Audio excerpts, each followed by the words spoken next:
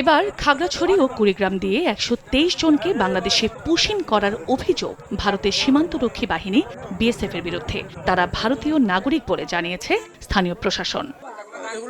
বুধবার ভোররাতে দেশটির গুজরাট রাজ্যের ২৭ মুসলিম নাগরিক মাটিরাঙ্গার শান্তিপুর ও হাজিপাড়া এলাকায় প্রবেশ করে। এছাড়া জামিনীপাড়ায় ২২ জন ও রূপসেনপাড়া এলাকা দিয়ে ৩০ মুসলিম নাগরিক ঢোকে পানছড়ি উপজেলায়। তাদের পূর্বপুরুষ বাংলাদেশি নাগরিক ছিলেন এমন অজুহাতে ঠেলে দেয়া হচ্ছে বলে জানায় বিজিবি। স্থানীয় প্রশাসন বলছে, বাংলাদেশি অনুপ্রবেশকারীদের কাছে জিজ্ঞাসাবাদে জানা গেছে আরও ৪০০ থেকে ৫০০ ভারতীয় মুসলিম বিএসএফ এর তত্ত্বাবধানে রয়েছে।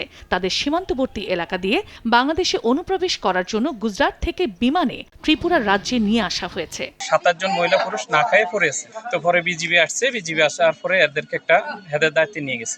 বলতেছে যে আরো ইন্ডিয়া নাকি আরো ১৭ গাড়ি স্টক করে রাখছে মুসলমান, ওগুলা বাংলাদেশে পাচার করবে। দেখি দিয়ে মহিলা এগুলো এনে মাটিতে পড়ে রয়েছে। পড়া থাকার পরে দিয়ে আমরা সবাই সাইডের দিকে এসে ওই কাপড় চোপড় একটু উন্নয়ন দিয়ে দিচ্ছি। ২৭ জন মুসলমান ভারতের থেকে বার করে বর্ডার পার করে আমাদের বাংলাদেশে দিচ্ছে। আগরতলা থেকে গাড়ি ভরিয়ে নেয়, এখান থেকে হিসাবে নামা দিছে। এইখান দিয়ে আমাদের আসলে আমরা করবো।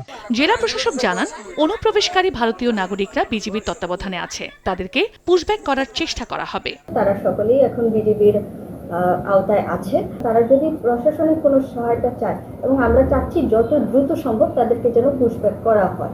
এদিকে কুড়িগ্রামে সীমান্ত দিয়ে অবৈধভাবে ভারত থেকে পুশব্যাক করা ৪৪ জনকে আটক করা হয়েছে। বিজিবি জানায়, বুধবার ভোরে রৌমারী ও ভুরঙ্গমারীর সীমান্ত এলাকায় কয়েকজনের গতিবিধি সন্দেহজনক মনে হয়। জিজ্ঞাসাবাদে তারা জানান, ভারত থেকে তাদের পাঠিয়ে দেওয়া হয়েছে। তাদের পরিচয় যাচাই বাছাই করছে বিজিবি।